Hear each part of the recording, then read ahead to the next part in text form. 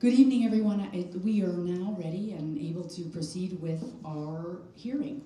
By way of introduction, my name is Suzanne Filiaggi, and I am a member of County Council. I represent District 2, but I also have the privilege, thanks to our president, Michelle Nakaradi-Chapkas, of being the chair of the Assessment Practices Committee, and this is our committee that is holding this hearing today.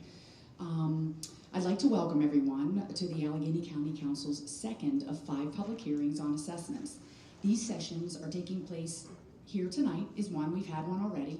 The next session is going to be at CCAC West Hills on June 16th.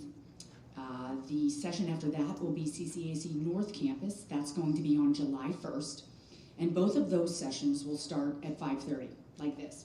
Another public hearing has been added to our schedule that will take place on July 20th in the courthouse.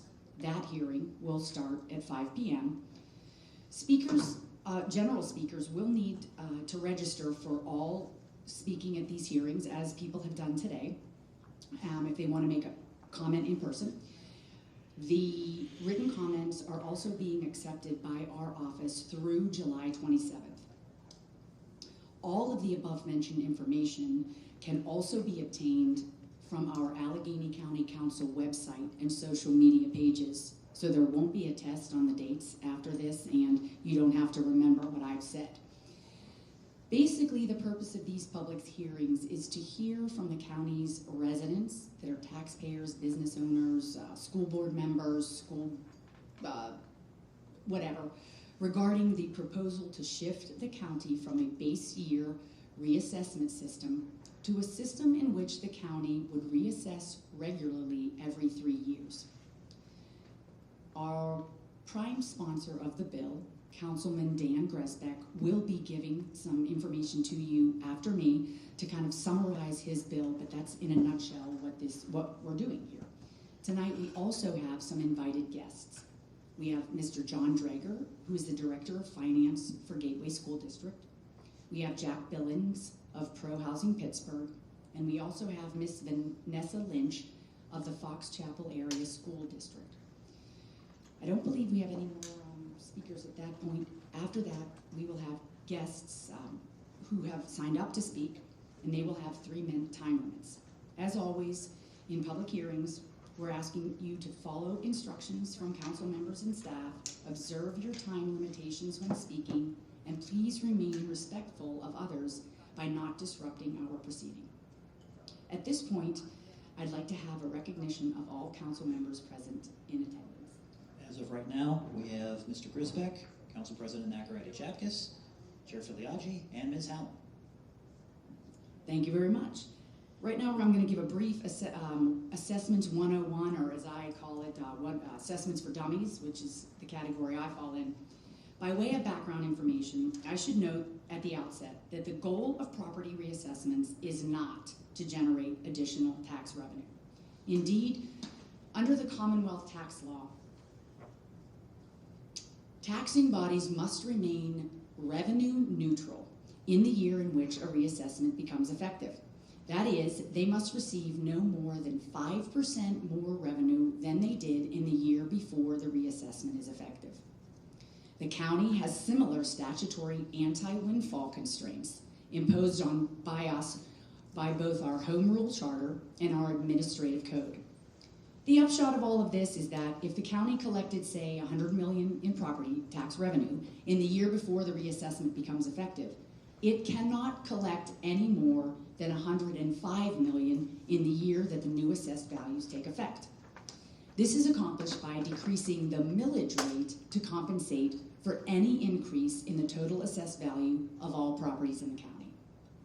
In reality, the primary goal of reassessments is accounting for fluctuations in property values throughout the county. Homes in, let's say, Fox Chapel, for example, may have increased in market value since our last reassessment back in 2012, while homes in a different municipality may have decreased in value over the same time span. The Fox Chapel homeowner in this example would be paying less than their equitable share of the county's overall tax burden as of 2026, because their home is assessed at less than it is actually worth now. Conversely, the owner of the other municipality would be paying more than their equitable share because their home is assessed at more than its actual value in 2026.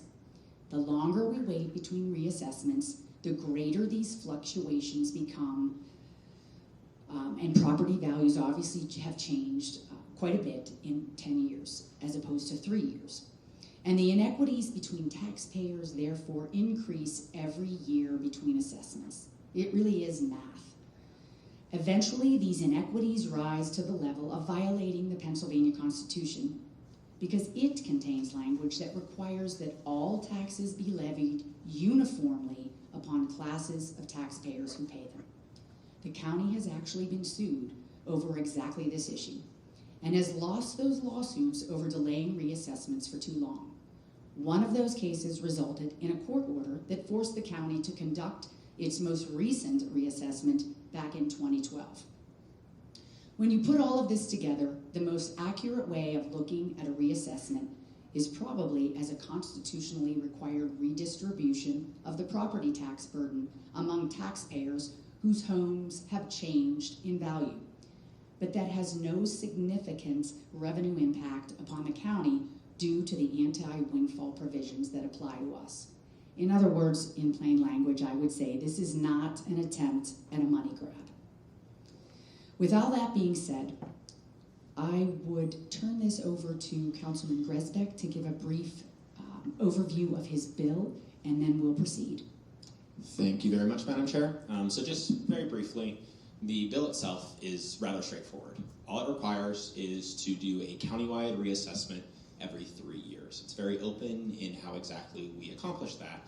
And what I mean is that back in 2012, the last time that we did a countywide reassessment, they referred to it what is often known as a boots on the ground assessment, right? And so what a lot of people remember in their minds is folks from the county going door to door, asking folks if there have been changes to their home, if the information is accurate, and then once the numbers came out, there were a lot of inaccuracies that were noted, right? A lot of people had to try to appeal for a reassessment at that point because they felt that the number that they were given was not indicative of what their property was actually worth. Thankfully, at that time, we did have some decent technology, but now we have even better technology that we can utilize. I'm personally not a huge artificial intelligence fan myself, but one of the big advantages that it does have, it allows us to pull in extremely large amounts of data and provide calculations at scale. So, for an example of that, right now a lot of your insurance companies will use the aerial footage available of your house, and you may get a letter in the mail saying, oh, your roof is past the date in which it needs to be replaced. I got a similar letter in the mail. What that means is that the level of both camera that we have available from satellites, as well as the ability for these large language models to look at all of the properties throughout the county, give us the ability to, instead of having someone go door to door and spending what would maybe be $30 to $50 million for a reassessment, we're able to use these large language models or artificial intelligence, do a full countywide reassessment, have it be much more accurate than it's been historically, and only spend the order of maybe $2 to $5 million. One of the things that Madam Chair mentioned was that we have been sued previously, and we are actually being sued currently. And one of my fears and one of the reasons that really caused me to introduce this legislation is because I don't want to get into the point in which we lose a lawsuit like we have before, and the courts say, okay, you have to do this reassessment, and we've told you multiple times the way that you approach taxes in Allegheny County is unconstitutional per the PA Constitution, and so we're not going to give you a long lead time. We're going to require this be done in 6 months because you've had your opportunity over the last 14 years to do so, and we're going to require a boots-on-the-ground reassessment. All of that is well within the realm of possibility. So now not only do we have to do a reassessment, we have to do it on a very short time frame, and it's going to be significantly more expensive than it would be otherwise if we took the ball into our court and kind of dictated the terms in which we proceed through this process. A couple of the things that Councilwoman Filiaggi mentioned that I really just want to drive home is the anti-windfall provision. I think she did an excellent job of explaining that, but one of the ways to look at it is, let's say your home is currently assessed at $150,000, and that number for the overall amount of taxes in Allegheny County doubles. Let's say that your home also doubles, and now it's reassessed at $300,000, most people think, oh, my home assessment is doubling, right? So my taxes are going to double. But like the councilwoman said, it's not how it works. Whenever the millage is decreased because the county gets more money overall from the assessed values, your overall taxes are also going to come down. So you double in value, county doubles in value, millage cuts in half, your taxes stay the same. Now, obviously, for individual people, that's going to vary slightly. You will see some folks that stay roughly the same. You will see some folks that decrease some because they have been reassessed in recent years, so they're actually paying more money than they should. And then you'll see folks who haven't been reassessed, whose homes have been increasing in value past what the county as a whole is seeing, past the rate. Those are folks in areas like Lawrenceville is the common area that's often cited. They will see increases in their taxes. One of the pieces of legislation that we've already passed preemptively to kind of prepare us for a countywide reassessment is called the Long-Term Owner Occupancy Program, or LOOP. What that does is protects those longtime homeowners, especially those who are of more modest incomes, perhaps relying on Social Security. It will cap the amount that their taxes can be increased in a single year. That way, that woman that you're thinking of in Lawrenceville who may be 80 years old and she may be a widow and she's lived in that house for 60 years. We don't want to force that person out of their house. We don't want these taxes to be a burden that is so great that someone can't, grow old in dignity in the house that they have always lived in. That's what LOOP is there to protect in advance, and it's something that we didn't have previously the last time we did a countywide reassessment. The last thing I'll hit on, I know I've been probably a bit longer than the councilwoman would like, but what we're seeing right now is that a lot of commercial entities who have a lot of lawyers and a lot of money, they are going after reassessments because what has happened over the years is a number called the common level ratio, which is basically what it is as the values of your property get wider and wider away from what they were in 2012, the common level ratio gets lower and lower. And what that number is it's a multiplier for anytime someone gets reassessed. You look at, okay, what is their property worth today? Let's say it's $300,000, like I said. Common level ratio is just below 0.5 or 50%. You multiply the two numbers together, and that's your actual tax burden. And what these large companies are doing, South Hills Village in my district is a great example. We have had to give about $2 million back due to these properties, these large commercial properties that have the lawyers, have the means of going after these reassessments because these values have become so out of whack. And what you're seeing happening as a result, on the county level, we've certainly seen it. We had the largest tax increase in the history of Allegheny County because these corporations are getting money back in their taxes because they have the lawyers to do it, right? And that's one of the things that a countywide reassessment will really assist in as well. It's one of our goals throughout this process. That's all I've got. Thank you. Thank you very much, Councilman Grisbeck. At this point, I've been told that our at-large representative, Councilwoman Bethany Allen, would like to say a few words. Yeah, I just want to add on a couple of things that were touched on and expound on a couple of things that my colleagues said. First and foremost, I think something that's important to talk about is the fact that the idea of property reassessments, especially regular property reassessments, is not some new idea that we thought of, is not some radical idea, but every single state in the entire United States has regular reassessments currently. Pennsylvania is the only one that doesn't require regular property reassessments. So, of course, I personally would love if our state legislators would do something about it to make every single county throughout Pennsylvania do property reassessments regularly. But the reality is that isn't going to happen. I would love county council to not have to take this issue up, to pass the buck onto another level of elected office. But we have been asking for that. Folks all over have been asking for that. It is not going to happen. We cannot wait anymore and punish not only the county, but our school districts and municipalities throughout the county by delaying this any further. If you ask a friend who lives in another state, a property owner in another state, please try this. I've done it. Ask them when the last time their properties were reassessed. They're not even going to know what you're talking about because it is just such a regular, predictable thing for them. They know that every X number of years, their property is just going to magically be worth a different amount, and that's what they're going to pay their taxes on. And so we want that to happen here. We want folks to not only have the funding that they require, because as Councilman Grisbeck really importantly pointed out, when all these appeals come in, The budgets that exist for every single taxing body, they take a hit that they were never predicting. So not only can the taxing bodies not rely on the amount of money that they're budgeting for because of these unpredictable appeals, but also homeowners can't rely on it as well. How can you budget for your tax bill for the year if you don't know what your taxes are going to be year after year? Without regular reassessments, anytime a sale happens, we want people to come into our county. When a sale happens, what happens is the school district where the home exists goes in and they sue them and they say, your house is assessed at $100,000, but you just paid $400,000 for your house. You owe us 4 times as much in taxes. And they go to court and they fight it, and they usually meet somewhere in the middle, right? The school doesn't get as much as they want, the homeowner doesn't get as little as they want. But it's still something that neither of them can rely upon. We just want it to be predictable. We want folks to want to live here. We want folks to want to move here. We want folks to be able to stay in their homes. And the only way to keep taxes from increasing, actually to cause a decrease, is to regularly reassess properties and make sure that regular homeowners are not subsidizing the wealthy corporations who can afford to get away with it.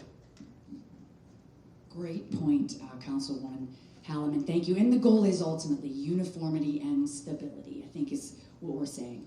And last but not least, we have President Michelle Nakaradi-Chapkas, who's joining us today as well, and she's going to say a few words of and then we'll begin.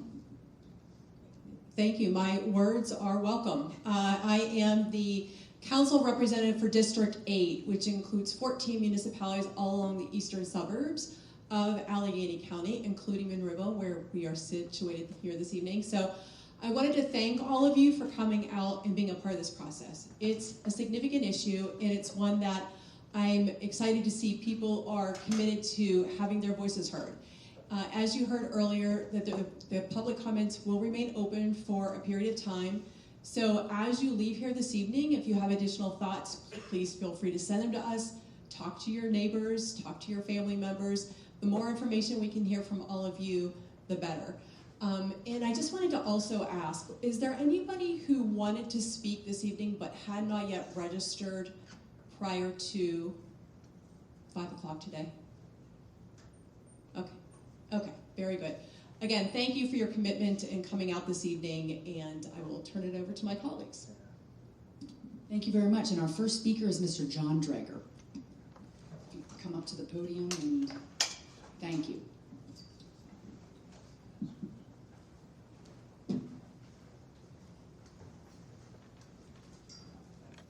Thanks for coming.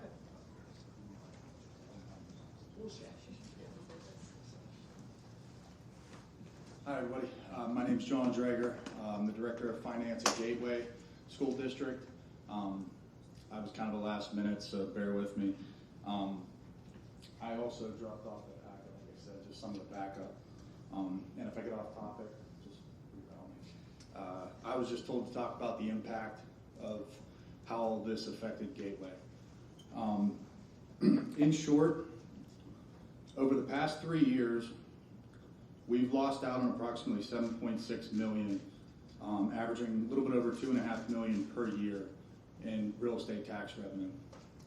Prior to those years, approximately about 10 years, our real estate tax revenue increased anywhere from 1 to 2% on average. Total revenues, some years they were good, but typically upwards of 4% total. So obviously this is a huge impact. The real estate tax revenue alone has basically stayed stagnant and actually decreased if we didn't raise taxes in those years. Fortunately, this past month, we were able to pass the budget without raising taxes as it has stabilized slightly. But it's a huge impact. In total, it's been roughly anywhere between 4 and 5% of our budget over the past few years. Decreased due to the refunds and common level ratio adjustments in assessed value. In addition to this impact to our annual revenue, we've also had to pay out over $7 million and counting over the past 5 years.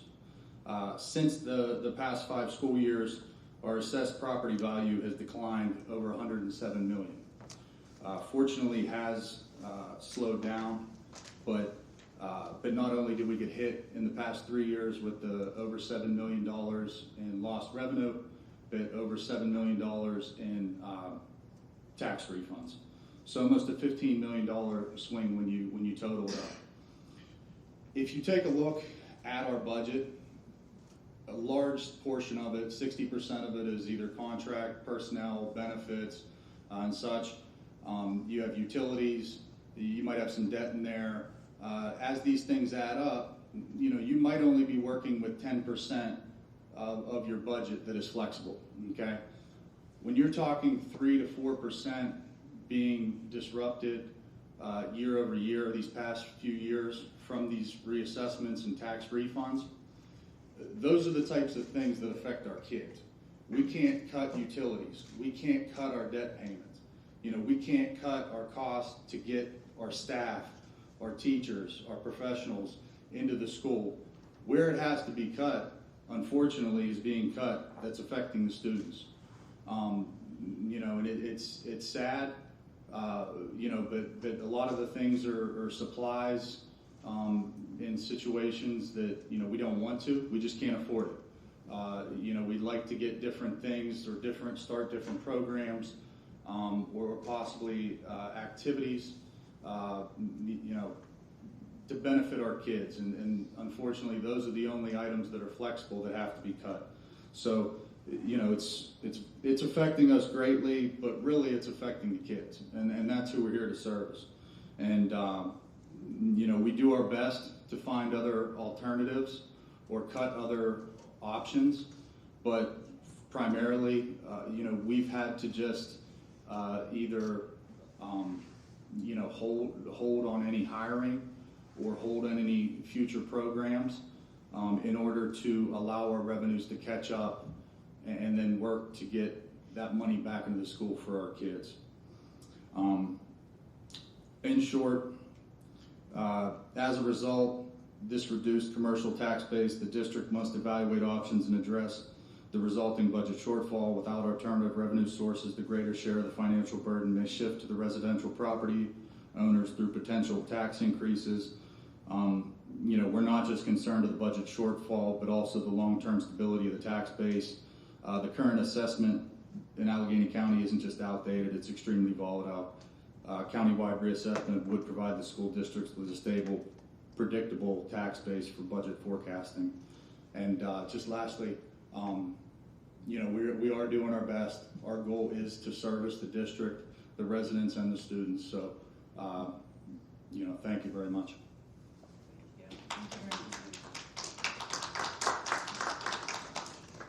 Ms. Lynch, if you join us up on the podium, thank you very much.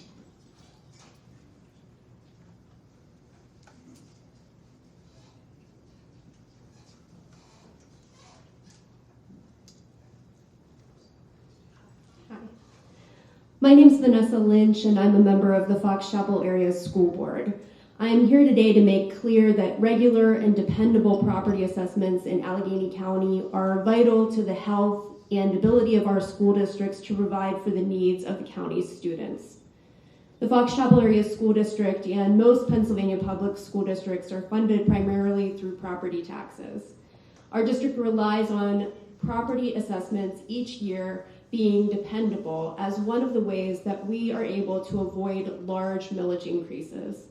Property taxes make up 64% of our total budget. Over the last 6 years, I've been on the school board and have been a strong proponent for strict fiscal responsibility for our district. We've renegotiated every one of our personnel contracts, which make up 70% of our yearly expenditures, working with the incredible administrators, educators, and support staff to slow the growth of these contracts and thereby our budget. I've opposed raising property taxes as the only way to close these funding gaps and have continuously looked for cost savings opportunities. Despite these efforts, our district has faced insurmountable financial pressures. The 2021 common level ratio litigation had a profound impact on school district budgets, resulting in lowered future revenue due to lowered property assessments. From 2021 until 2026, in order to not lose property tax revenue, the median home in our region would have had to appreciate approximately 62%, when local averages are around 4% appreciation yearly. The Fox Chapel Area School District relies on these property assessments each year. Even more problematic has been the unanticipated loss of revenue seen in the need to provide tax refund as a result of the CLR litigation. From 2021 to 2026, the CLR decreased by 29.96%. From 2022 to 2026, our district has had to simultaneously refund almost $1.7 million to property owners.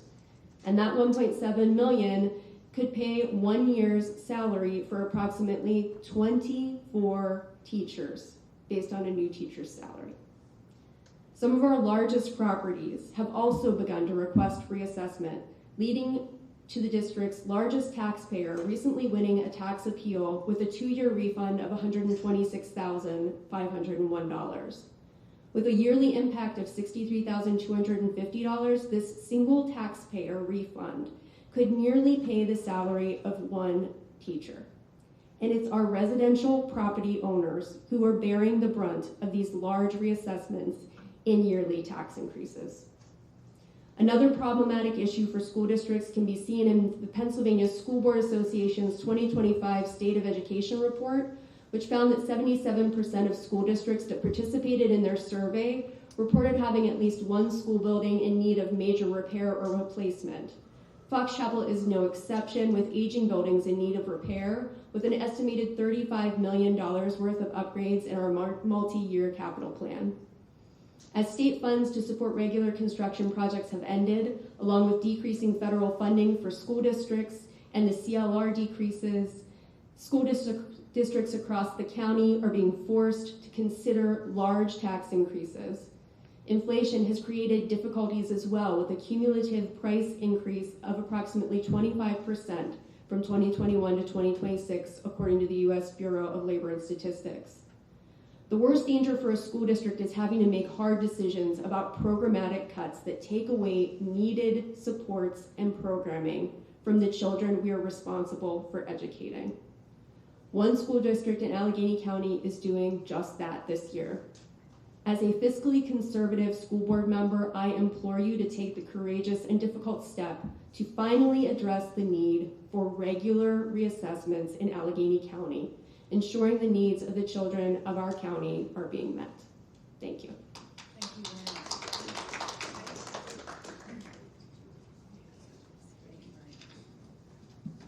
Mr. Jack Billings?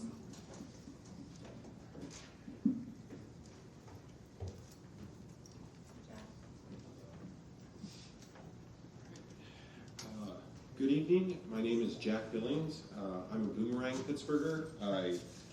I grew up here, left, came back. I'm an economist, and I am the research committee chair for Pro Housing Pittsburgh.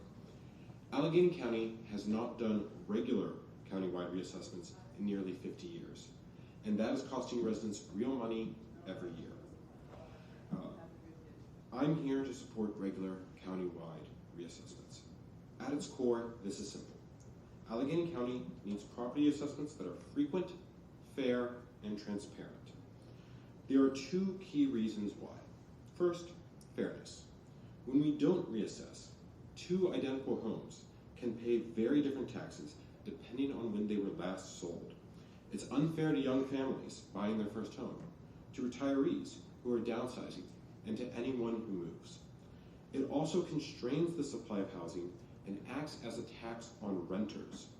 New buildings are assessed on completion, so infrequent tax assessments mean they pay a higher effective tax rate, which means less construction, which means constrained housing supply, which means higher rents. Regular assessments correct this unfairness. Second, good governance. 49 out of 50 states mandate regular reassessments. Philadelphia committed to regular reassessments back in 2013. We are the largest municipality in the country that doesn't do regular reassessments. And up until the 1970s, we used to do regular assessments every 3 years. Regular assessments are not radical. They are a basic function of government, like elections and paving the roads. Not doing reassessments comes with real costs, and those costs show up in 3 ways. First, mispricing. People are paying the wrong taxes relative to the true value of their property. Second, distortion. It leads to bad decisions. People hold on to properties too long, it delays redevelopment, or they invest in the wrong places. And third, administrative waste. Lack of reassessments means more appeals and refunds, more uncertainty, and less trust in the system. And these are not small effects. Even conservative estimates suggest the cost of this system, this lack of reassessments, is on the order of tens to hundreds of millions of dollars per year. Let me repeat that. The people of Allegheny County are losing in lost welfare tens to hundreds of millions of dollars per year. Even if that estimate is off by a factor of 2 or 3, the cost of doing nothing still massively outweighs the cost of fixing the system. So what does it cost to fix? Under an old school approach, manual reassessments with large field teams, we're looking at a cost of roughly $10 million per year. 2 years ago, Tyler Technologies quoted the county $65 to $68 per parcel. Allegheny County has around 580,000 parcels, so that's $37 million to $40 million, and they said it would take about 3 to 4 years, so that's roughly $10 million a year. With more modern methods, computer-assisted mass appraisal and open source automated valuation methods, that cost drops closer to about $1 million per year. I spoke with a representative from the firm ValueBase in December 2024 who quoted me $400,000 a year for annual reassessments. So either way, $1 million a year or $10 million a year, that is far, far less than the cost of the status quo of doing nothing, which again is tens to hundreds of millions of dollars every year. Now, what does this mean for homeowners? For most people, this is not about higher taxes, it's about fair taxes. State law requires revenue neutrality. That means local governments cannot collect a windfall after reassessment. For most taxing bodies, this means the average assessment will roughly double, and the millage rate, the tax rate, will roughly halve. Many homeowners will see little change in the taxes they are paying. So total taxes stay about the same. What changes is who pays what. Some properties, especially in neighborhoods in the city of Pittsburgh that have seen a lot of increased demand, will likely see high increases in assessed value. Others, especially in areas that have been overassessed, may see decreases in taxes. But as reassessments become regular and routine, most homeowners will see small, predictable changes over time instead of large, sudden shifts after years of delay. This isn't just my view. I have submitted into the record a letter from Professor John Anderson, one of the leading property tax scholars in the country, who I requested that he review this legislation. He writes that regular reassessments are essential for an equitable and transparent tax system, and writes in support of this legislation, which he has reviewed. I also submitted into the record a letter from Professor Mark Skidmore, who is another leading property tax scholar in the country. He has also reviewed the legislation, he is also in support of it, and he noted that with modern methods, costs are low, and any initial backlash fades once reassessments become routine. In other words, this is well understood, well studied, and widely accepted. We should have mandated regular reassessments 50 years ago. We should have done it 20 years ago. We should have done it 2 years ago. But what matters is that we do it now. So we should pass this bill and put Allegheny County back on a fair, modern, and predictable reassessment system. Thank you very much. And I will email a copy of these notes to County Council to add to the record. Thank you, Mr. Billings. And I think now we're moving on to the people who signed up to comment.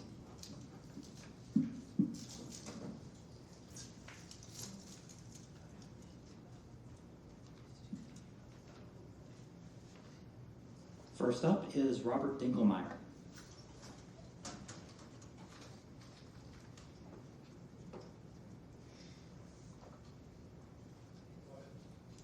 Don't bother with steps, just use that mic right there. A little bit easier to get to.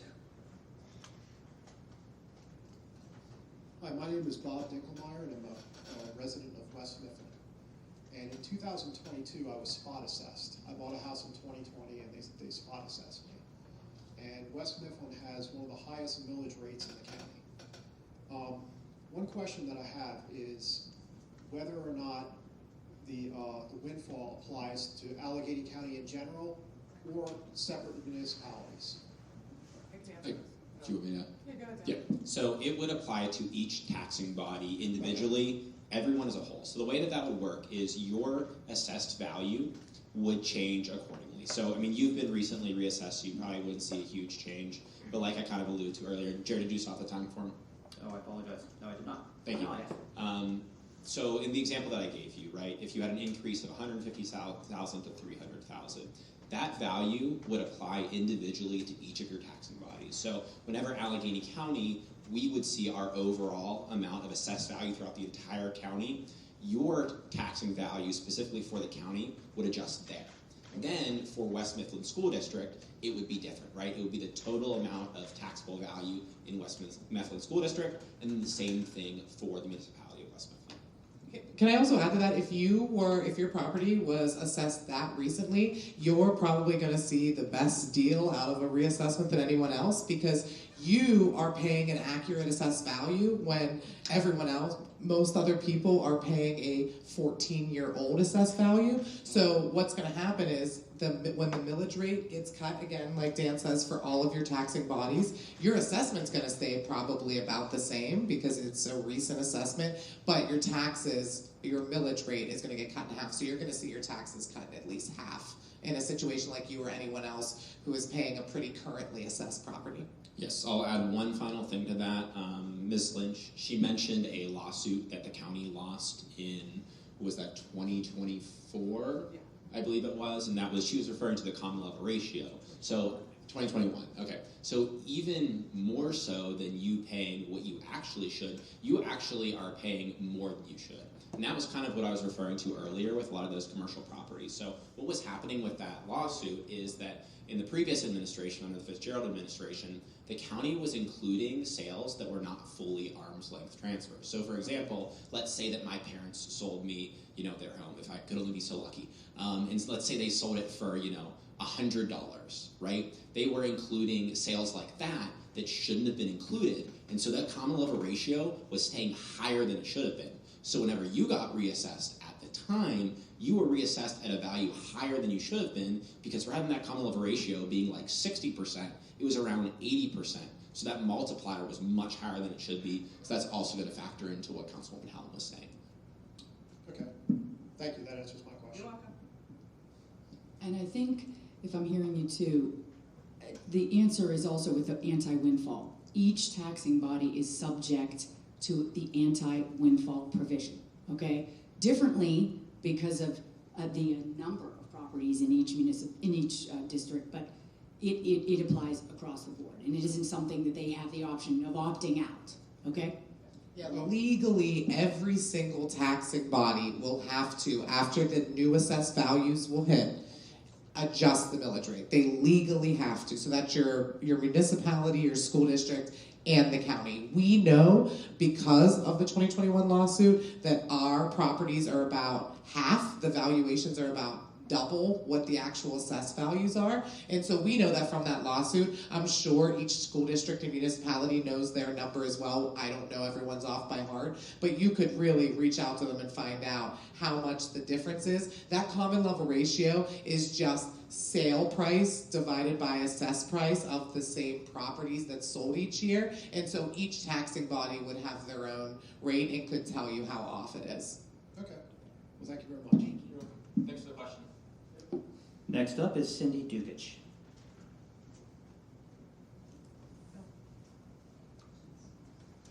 Nigel Broadbent.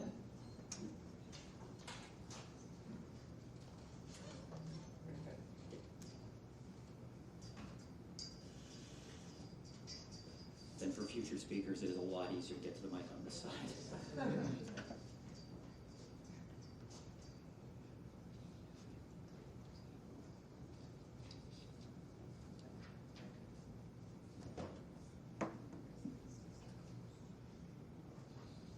Start with, dear Lord, give me wisdom. Good evening, council members. My name is Nigel Broadbent and I reside in Allegheny County, District 4. You are moving the financial burden from the loss in commercial revenue onto the backs of homeowners. Only last year you raised property taxes by 36%, and I believe you are aiming for 46%. Since we only have 3 minutes, I want to speak about the Loop programme that Council passed. You mentioned it during the first hearing. I believe it is still waiting to be signed by the County Executive. Part B, paragraph 1, quotes, "For each year the owner's total household income is less than or equal to 125% of the area median income," end quote. Oakdale's median income is around 93,000. Allegheny County is around 76,000. I know plenty of people that won't meet those figures, so they may become eligible for Loop regardless of whether they apply or not. Now, Part B, paragraph 2 states, "A long-time owner occupant who is eligible for tax relief under this chapter is not eligible for tax relief under the Allegheny County homestead exclusion," end quote. So I have to wonder, based on this, anyone eligible loses their homestead exemption? Now, since Act 50 is an act by the General Assembly, does not the state preempt county ordinances, even if a second-class city? The Loop programme states a 7% increase each year. Pay does not increase by 7%. Fixed income residents do not gain a 7% increase. I would like to ask that before it's signed, it's reduced to a more reasonable 3% or lower, and that's after the homestead exemption. These are some of the most vulnerable people in society and must be protected with no way of increasing their income. They have earned their right to a dignified retirement. Since we are looking at updating the property assessment, then Act 50 hasn't been updated for over 2 decades. If there's any state legislators watching this today, with the cost adjustments for inflation, I would recommend that they increase the exemption from 18,000 to 35,000 to fall in line. Thank you for your time. Thank you very much. Next up is Marion Gardner. Yeah, sure. Before we get to the next speaker, I'd like to address some of your comments and questions, because I very much appreciate them. They were very well informed. So the first one on Loop, you're absolutely correct, right? 125% of area median income is not going to apply to everyone. We tried to set that as a number that would be one in which folks that are above that area median income would be more in a position to handle the increase in taxes. So like you said, area median income for a single person at 100% being about $90,000 roughly, 125% of that being nominally $120,000. We consider that to be ultimately, when we went through the process, those to be high enough numbers that folks would be able to handle a more significant increase. But obviously that is always going to be a bit of arbitrariness at the end of the day. You mentioned the 7% increase. That is absolutely correct. That does outpace inflation. Thought process there is that it would give folks more time to make decisions, because having such a big hit immediately makes it extraordinarily difficult to adjust your life accordingly. Unfortunately, the nature of, we did consider initially only doing that one-time hit and then no more increases. When we talked to economists about the impact of that, what we found was that if we do not provide some incentive of increases over time, we create some very serious distortions in the housing market. That was something Mr. Billings spoke to earlier. What you often have is folks that are still at an assessed value that is so far under what the market would dictate that they often will stay in that home, even if with a bit of encouragement they would make a different decision. For example, my parents are in a similar situation to that. They live in Hampton. They've been haven't been reassessed since 2012. They're looking at downsizing right now, but it just doesn't make sense, right? I mean, why would they move closer to my wife and I in the South Hills and pay more in taxes for a house that's half the size if they could just stay in Hampton? It just changes a lot of the market dynamic. So I fully agree with you, 7% does outpace what folks are getting for a cost of living adjustment in Social Security, but we felt that it was a number that was still not going to be so severe to be untenable while still helping, make that decision make more sense for a lot of folks. And then I'm trying to think of so if you don't take advantage of the long-term owner occupancy program, you still are eligible absolutely 100% for the homestead. You are 100% still eligible for the homestead exemption if you do not take advantage. And one of the things that we're going to implement if and when we have countywide reassessments is a calculator that lets you plug in your address, and it lets you very easily see, okay, this is how much I would pay in taxes every year if I chose the homestead exemption. This is how much I would pay in taxes in year one with Loop. And also, as I get that 7% year over year, this is how my taxes would increase, because our goal is to give the folks whatever program gets them the best deal at the end of the day, right? We have these, we understand that a lot of these things are complex decisions that not everyone is in a great spot to make. So our goal is to give people the tools there to make the best decision possible. So I hope that gave at least a little bit of insight into our thought process. Oh, last thing is that the county executive did sign Loop into law. It may be reflecting differently on the county website. That is passed into law. Thank you. Can you answer the part about the state preempting county? I know it's a class 2 city and you can create your own ordinances and add on to taxing, but you still can't preempt state. Which piece did you mean? What were you addressing specifically with the preemption piece? Were you talking about Loop, or were you talking about Loop?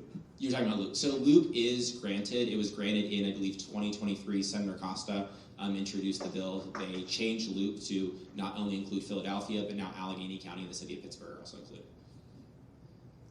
Okay, thank you. Thank you very much. Excellent questions. Thank you. Ms. Gardner. And as the next speaker is coming up, I also want to, I think that you can kind of get the idea as we're all speaking here, how involved we are in this process, County Council, and it is our intent to make sure that when this does occur, basically, the communication part of this to the residents of Allegheny County, where they can go, the resources that they will have at their disposal to choose, help choosing between the homestead exemption or the Loop program. If you don't have a computer and you can't use the calculator, it is our intent to be very resource forward in that. We want to communicate. We want people to feel comfortable, because that's, in the end of the day, what it's about. You getting to know, being educated, so you can feel comfortable with where things are going in the future. We want to eliminate as much as we can the uncertainty. My name's Marion Gardner. I live here in Monroeville. I grew up in the house that I currently live in. Was built by my grandfather, who then built another one up the street. He lived there, and my parents eventually moved the family into the first house. I received this house in a deed. I moved back home in 2008, but I didn't own the home. And when she passed away in 2018, she had left the house to myself and my sister, who had had a stroke and also moved back home. And she was diagnosed with ALS, and then when she passed away, the house was given to me. So I haven't lived there 10 years. I haven't been a homeowner. I mean, I've lived there that long, but not been a homeowner for these senior programs. And that's what I wanted to speak about, was to make sure that when you talk about this and make these decisions, that you're not going to lose your seniors, that we're not going to be priced out of the house. I have a single income. I'm not married. My kids, I had to put them through school myself and, all that. So I didn't retire with a big nest egg. But I was a nurse for 45 years, so I expected I'd be able to retire comfortably. What I'm finding now is it is getting almost impossible. I never thought that I would be in a position of, do I buy food for me, for the dogs, my medicine, pay for this, pay for that, let alone have some catastrophic thing happen to my house that I have to pay for. Groceries are up, gas is up, insurance premiums are up. The only thing that doesn't go up to even equivocate to all the rises in the costs that we're having is our Social Security check. And my mom, she lived to be 90, almost 93. She lived in that house for $1,400 a month, and I get a little bit more than that from a nurse, but nowhere near enough. And I did look up to at the loop and what was it, Act 77 also, and I think the one I might barely be eligible for with my annual amount that I get. But it's getting to be impossible. And what scares me is, did they take enough consideration into seniors who are living by themselves, who are trying to survive on one salary? I also inherited my sister's dogs. I mean, the cost to go get their teeth cleaned is ridiculous. And it's, what are you supposed to do? Do you have any answers for if that's going to raise Monroeville school tax, and I believe in paying my fair share. My daughter's a teacher in Gateway School District, and I know they have a wonderful program. What about us? Great, thank you. Yeah, sure. Yep, so we specifically wrote Loop in a way that would kind of make sure that we were accounting for folks like you who may have lived in the house but may not be the ones who are ultimately on the deed. So we did account for that, and to your point, everything that you're describing sounds like you would be eligible for Loop. However, I would not anticipate you being in the group of people that sees their taxes increase by amount high enough. I believe I was reassessed when my mom died. Okay. And I think when my sister also turned to, as soon as she was diagnosed, we went to an attorney because she said, I want to get my name off the deed. Right. She was so afraid that if she got to where I couldn't handle her, because I was still working, that I would end up losing my house. Right. She didn't want that to happen. So mine were reassessed. I know my taxes have gone up. And, my mom was not one with any way to do any kind of improvements. I mean, I moved in there and the carpeting in the living room had big holes in it. Right, and these are all things that whenever we go through the process, that you're able to submit to see reductions in your taxes as well, right? Because there's a certain standard based on when the house was built and what they assume. And so there's different grades of build. So for example, if we're looking at, a brand new luxury build in Fox Chapel, it may be, exactly, right? It may be an A and B, C, D, right? That all is factoring in. And those are things that, unfortunately, that person who maybe did a full interior renovation, didn't need to get any building permits, anything like that. They may have bumped up from a C to an A. Of course, they're not going to self-report, right? But as you, someone who has not had large renovations in your house, these are the types of things that you could submit and see a reduction based on the assessed value. Hole somewhere and Right. it got water But in a window in the living room, and my backyard is almost unusable. They keep Monroeville kept telling me I have an underground spring now. There was nothing in 2008 when I moved out there. I was cutting the grass. Right. Now I have to go out with a weed whacker in the swamp with off all over me to avoid getting bit by mosquitoes trying to cut the grass.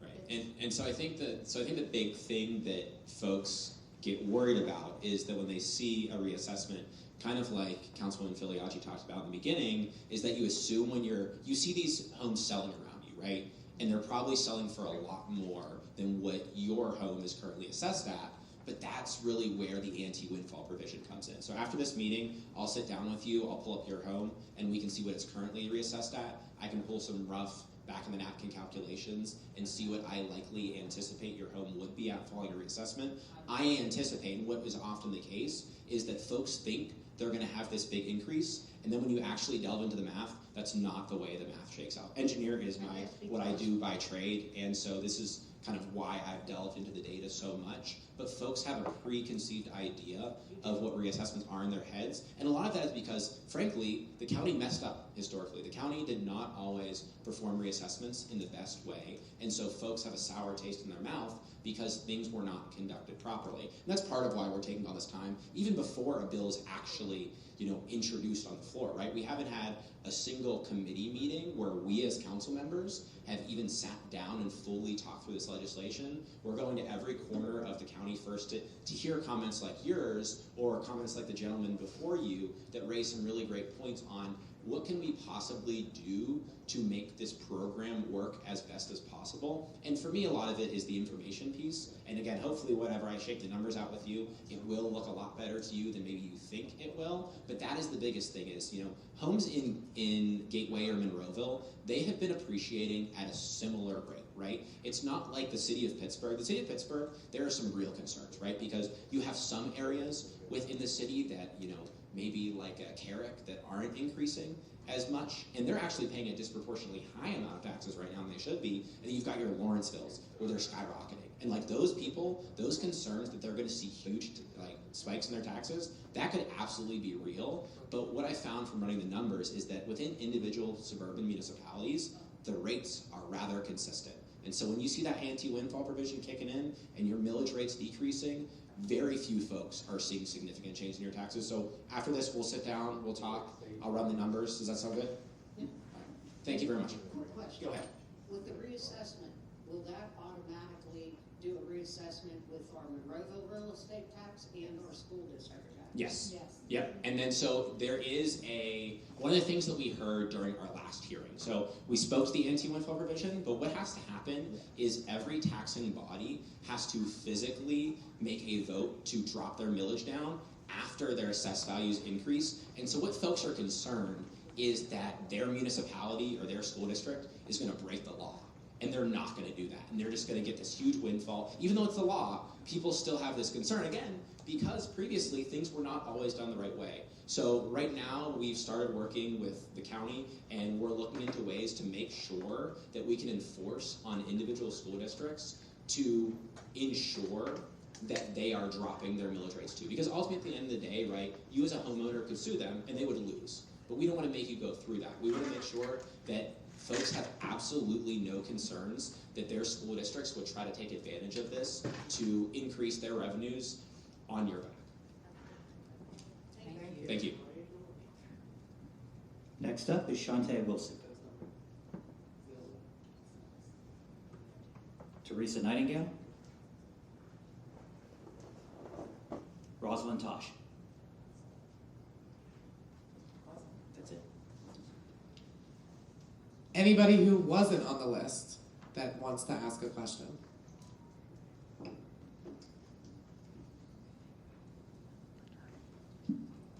Well, thank you very much. Oh, yes. Did you want to speak? Where? Come on up.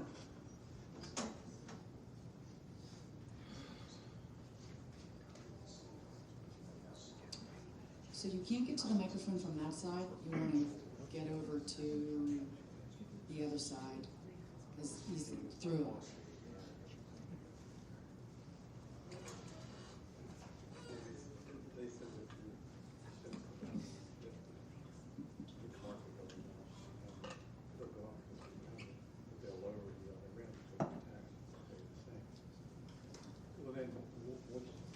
And if you could please state your name.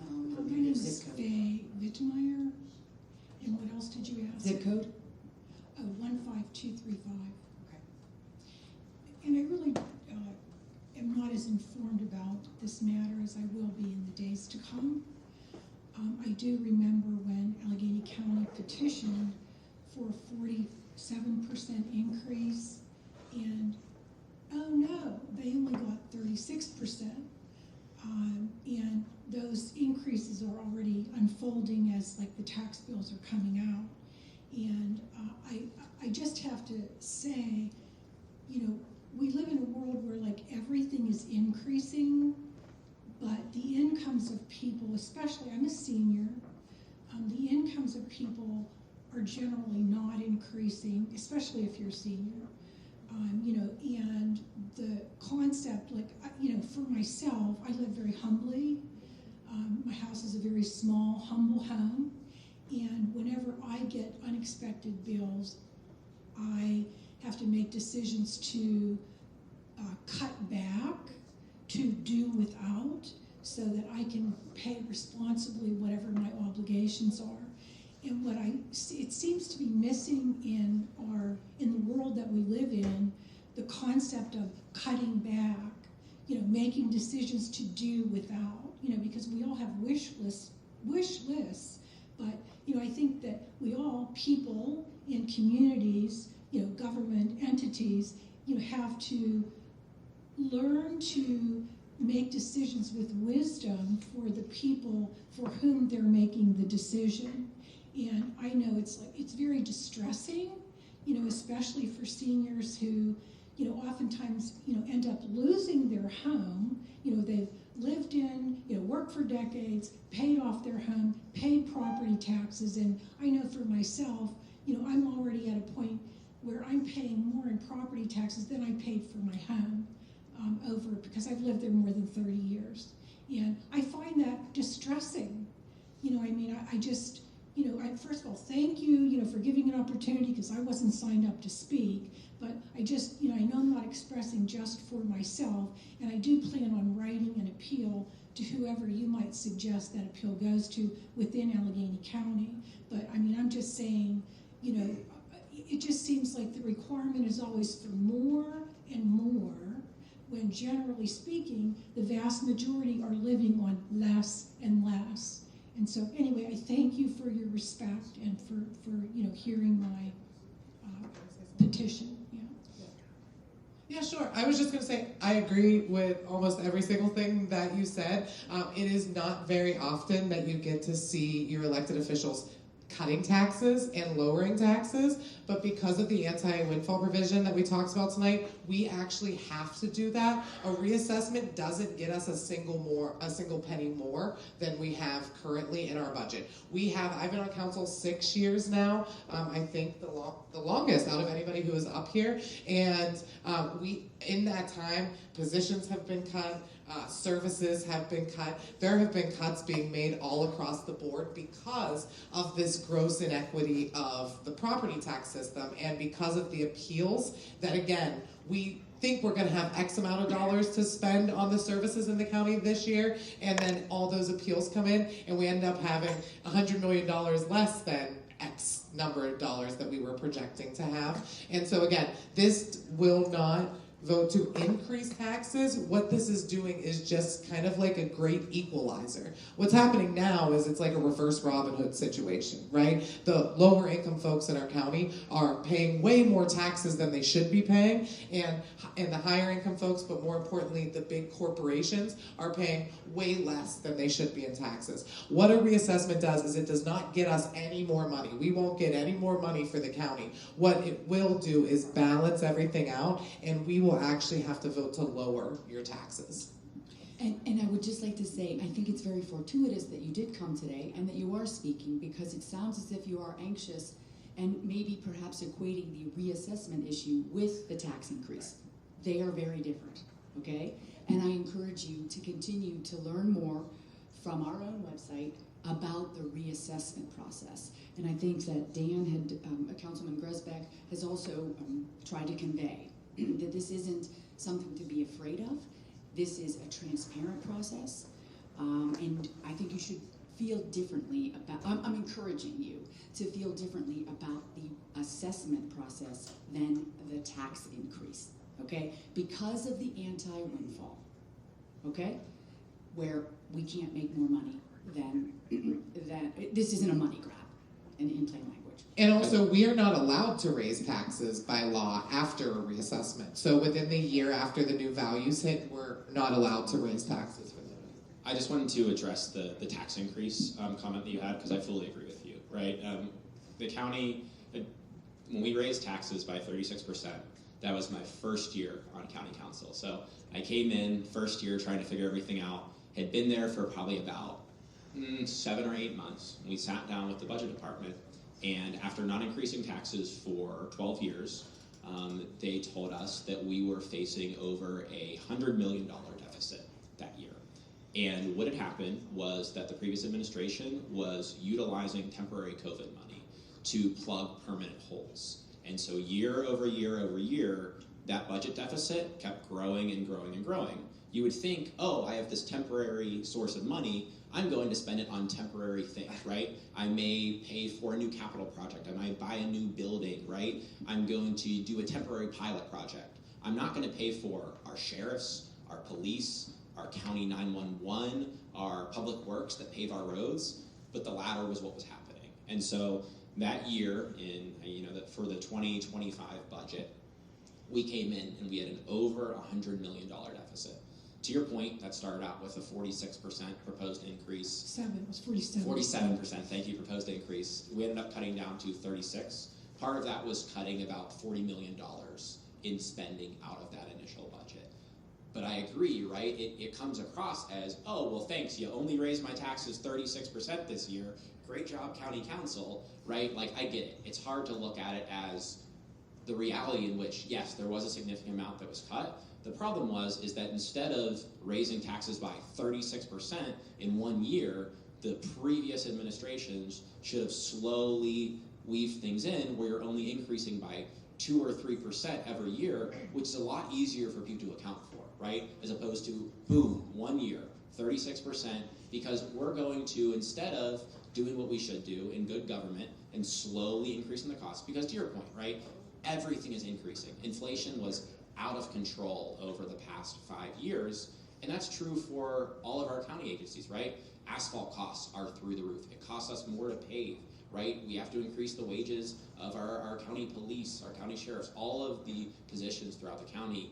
We face those same things, but the county should have been more responsible in slowly instituting those increases rather than kicking the can and saying, we can't afford anything else, so now we finally have to do a 36% increase. Do you have input into, talked about a budget, do you have input into evaluating the way that the monies are distributed? Is there conversations and actions related to reducing expenditures, yes, reducing the number of employees, and if I could speak, reducing benefits? If I could speak to the issue, yeah, because I appreciate your time, and I'm sure you appreciate everyone else's time. We are now getting a little far afield of the assessment issues going on. So if you would like to speak to someone, purely assessment related. Yes. That's what this is. Okay. It is. I can come chat with you more. Dan is gonna, you can have a line to talk to Dan. He's going to stay here until last one of you has an evaluation done. But if I appreciate what you're saying, but let's just stick with reassessments for this topic, okay? All right. Thank you so much. I hope we've alleviated some of your concerns. Well, fractionally. Okay. Anyway. It's not nothing. Yeah, thank you. Thank you. John Ritter, Gateway School Board, 11 years. I just want to say thank you very, very, very much for coming out here, providing so much information. This was so informationally packed. I think it would be good to offer this presentation, or the next one you do, to every municipality that has a local cable access station so they can play it again and again and again over the summer, and so folks can really digest what the issues are, what good efforts you're making to not kick the can down the road and not put the pressure on the poor school board members to try to print money in order to keep everything going. So thank you very kindly for what you're doing. Thank you for that kind word, and yes, your service. And maybe, PJ, if we could somehow, I don't know if that's possible, to do a clip and see if we can get the municipalities. Find a way to do it. Just do it. Yeah. Since it is recording, and then send it to the municipalities to see if they would like to put it on some sort of loop, and maybe residents can go to sleep by it. Anyone else? Okay, come on up to the microphone. If you could give us your name and your address. So Bethany can search your Anthony Giovanni D'Abruzzi Marcioni, 70-year resident of Monroeville and Allegheny County. Congratulations, Counselor, on your degree. Thank you very much. So, assessment. This was brought up in the last few years about, and maybe it's a dead issue, UPMC, AHN, Forbes Hospital. Non-profit. Non-profit, right. paying their fair share. I know that maybe it was Sarah that was at her phrase, make them pay their fair share. But is that a dead issue? Pretty much. I hope not. I mean, Yeah. I think the biggest problem is when we're talking about being fiscally responsible and, trying to keep costs in the county low, is 100% it will be a court battle, and attorneys make a lot of money. And so I think that's the biggest concern, is we really just need someone willing to say, hey, this is a fight we're willing to take up. I also think it would be really helpful to see some state legislation moving on it to, again, open the door for that to happen. But as of right now, what would happen is we could try to tax them, they would sue us, we would go to court, and then who knows what we would get out of it. I personally think it's a worthy cause, knowing that, again, they're some of the biggest property holders and could be taxpayers in the entire county, and they're not paying their fair share. I mean, even their parking garages, right? It's one thing if you want to talk about a hospital, but the parking garages upon which you charge people to park in, you're not paying taxes on. And so I do think that there is more that we could do about that. I think it's a little difficult from the legislative body perspective, but it is something that I know I personally am very interested in. But it seems like every time we try to get ahead of something, we're putting out a fire that comes up somewhere else. So another related issue, and I want to stay on topic, assessments. The new proposed Walmart coming to the Monroeville Mall, that has to bring in tax revenue, but will that help with the assessments at all, overall? Well, what would have to happen is, again, them coming in would not actually change the assessed value unless the school district or municipality would appeal them. The only way that the county will spot assess is if you change the use of a property. So even like a home, if you add an extra bathroom, the county can come in and do what they call a revaluation because of a change of use. So that would be something that the county looks at on a case-by-case basis. But other than that, again, hopefully we will have regular reassessments coming soon, and that will just equalize it for everyone. But that singular entity coming here will not impact the common level ratio or really much of the tax base. Well, at least they're for profit, so there will be. It's not UPMC. Well, I grew up not too far from there, and I remember that was nothing. We used to ride our mini bikes there, and then now it's closing. So thanks for letting me speak. I would just say, not from an assessment perspective with Walmart, but the larger development and plan for the dozens and dozens of stores that will be developed in that particular location certainly will, because as you may have seen as you walk through Monroeville Mall and you see all of the stores closed, there's very little there now of which they're getting revenue from. So that development will indeed spawn an additional revenue to the municipality, and so not necessarily from an assessment perspective, but definitely bringing in more revenue. Yeah, more, And to the county. no more vape shops. Right. Right. Oh my gosh, Yes. they're everywhere. Yes. They will be paying the sales and use tax, which is 6% to the county. So it will bring in revenue. And it's based on their revenue, and we're hoping they have a lot of it. So yes. Okay, thank you. Thanks. Okay. Thank you very much, everyone, for coming. This meeting is adjourned. Thank you.